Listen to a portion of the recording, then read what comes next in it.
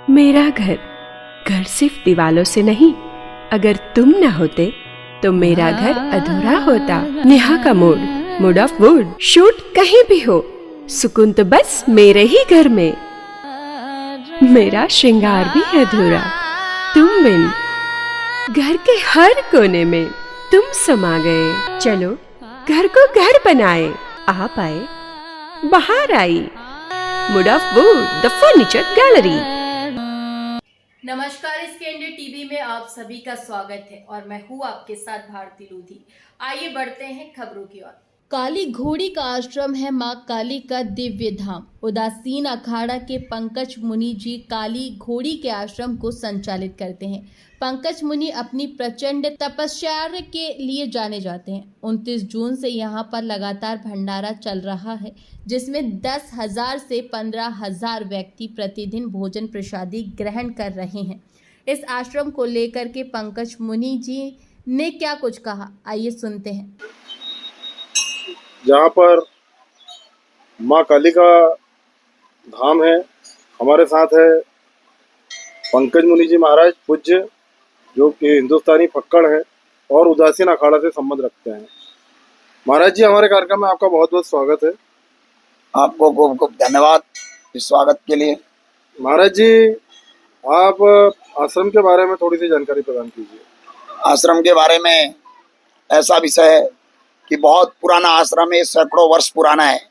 जो हमारे महाराज साहब बाबा घनश्याम दास जी महाराज उदासीन, जिन्होंने यहाँ धुने को प्रज्वलित किया था, अधूना चेतन करते समय उनका ये संकल्प था कि यहाँ पे 24 घंटे भूखे को भोजन और प्यासे को पानी देना है। तो आज भी वो परंपरा चल रही है विधिवत। अभी जो गुरु पूर्णिमा का पर्व चल रहा है, जो कि पिछले 29 जून से यहाँ का रसोड़ा का कार्यक्रम शुरू है और आज अभी 11 जुलाई तक चालू है, जिसमें लाखों पब्लिक को, लाखों श्रद्धालुओं को भोजन प्रसादी की व्यवस्था की गई इस आश्रम की ओर से। और आगे आश्रम की विधिवत प्रक्रिया की जा रही कि आने वाले समय में कैसे विशालता हो। और माता जी के मंदिर का भी निर्माण होने जा रहा है।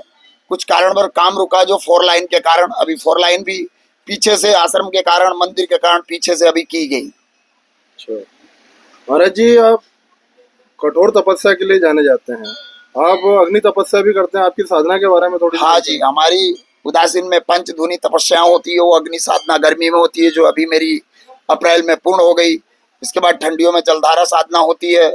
बहुत सारी साधनाएं होती हैं, हर प्रकार का तप। और आज भी हम बिना भोजन प्रसादी लिए अपनी साधना और अनुष्ठान करते रहता हूँ। ज्यादातर सूर्य की किरणें लेकर बॉडी को मेंटेन करता हूँ मैं।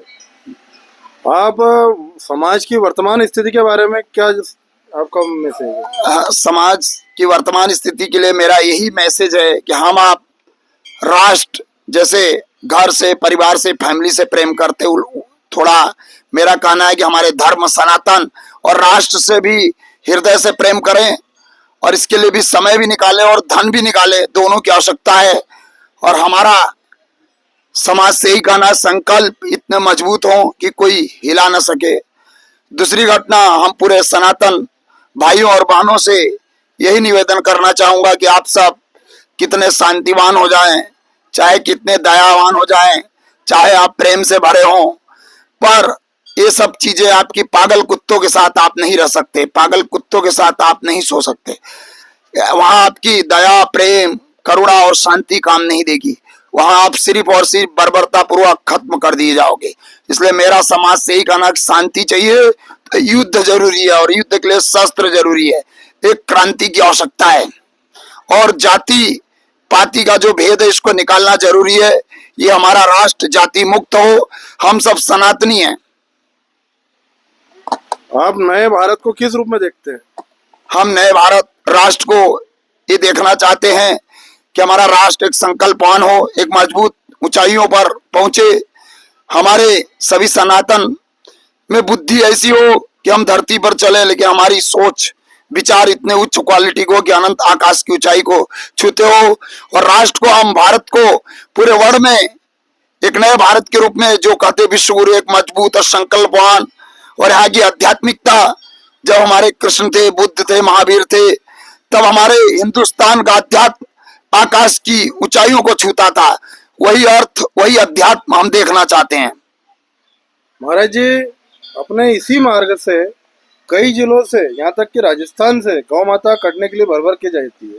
चाहे ये वाला रूट हो, चाहे सिंगोट का हो, चाहे खालवा से शेखपुरा वाला मार्ग हो।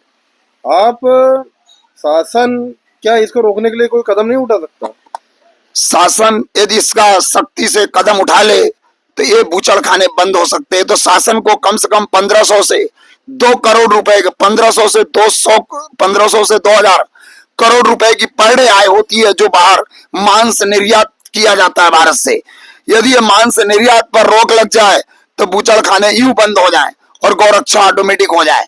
हमें सबसे पहले हर किसानों का दायित्व है, हर सनातन को मानने वाले लोगों का ये दायित्व और जिम्मेदारी है कि हमारे घर में 2 गाय तो होना चाहिए। यदि हम उस गौ माता के लिए अपनी जिम्मेदारी उठाए तो गाय बिकना बंद हो जाएंगी, तो कटना ऑटोमेटिक बंद हो जाएंगी। ये आप इसके लिए जिम्मेदारी नहीं उठा पा रहे हैं, इसका कारण है। बहुत बहुत धन्यवाद महाराज जी।